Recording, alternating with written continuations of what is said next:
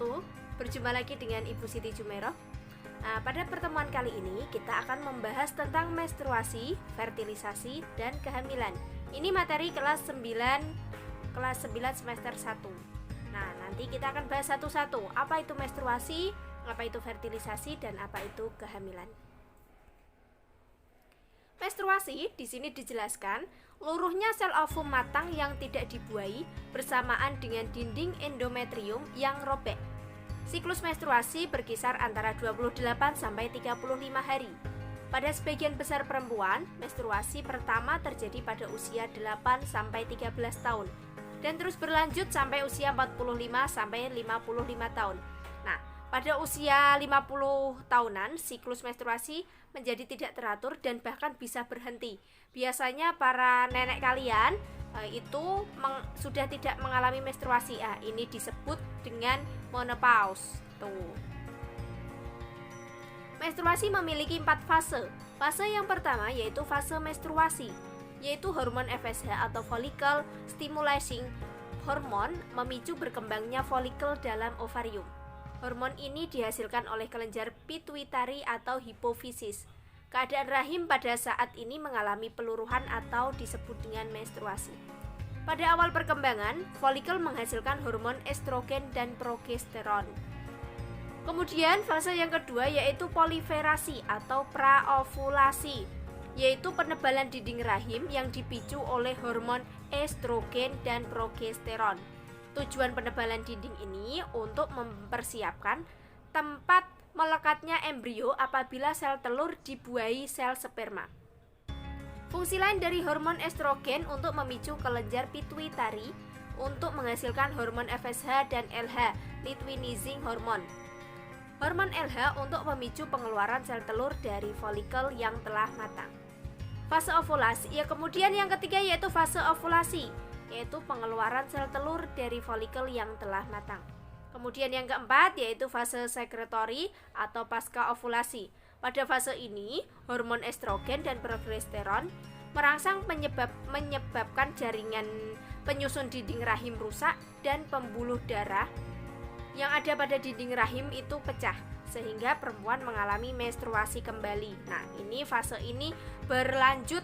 Jadi dari setelah fase pasca ovulasi nanti kembali lagi ke fase menstruasi, fase praovulasi, fase ovulasi dan fase pasca ovulasi, dan itu terus berlanjut. Dan ini gambarnya. Nah, ini fase menstruasi. Nih. Bagaimana proses menstruasi terjadi? Nah, ini adalah organ reproduksi perempuan. Sel telur atau ovum itu dihasilkan di ovarium. Sel telur yang sudah matang itu akan dikeluarkan dari ovarium yang disebut juga dengan proses ovulasi. Nah, bersamaan dengan ovulasi ini dinding rahim akan menebal.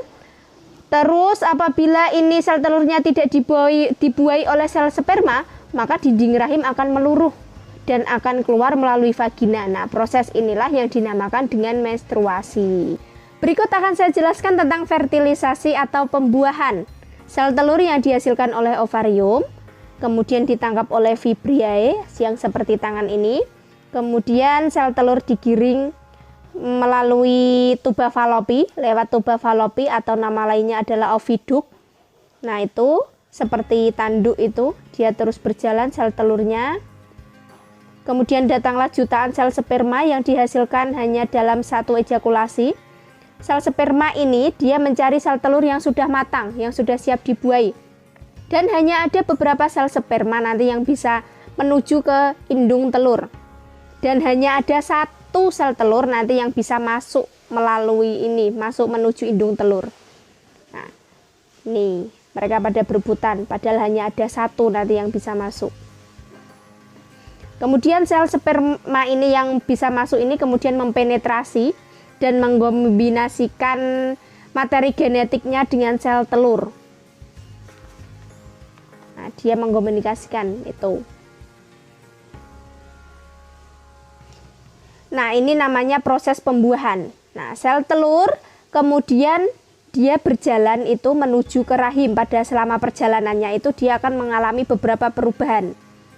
Nah, itu akan mengalami beberapa perubahan atau yang dinamakan itu nanti zigot, itu bulat-bulat itu zigot namanya. dia menempel pada rahim. Kemudian zigot akan disinilah berkembang menjadi embrio dan menjadi janin, menjadi bayi itu. Nah, ini penjelasannya. Fertilisasi merupakan proses peleburan inti sel sperma dengan inti sel telur sehingga membentuk zigot.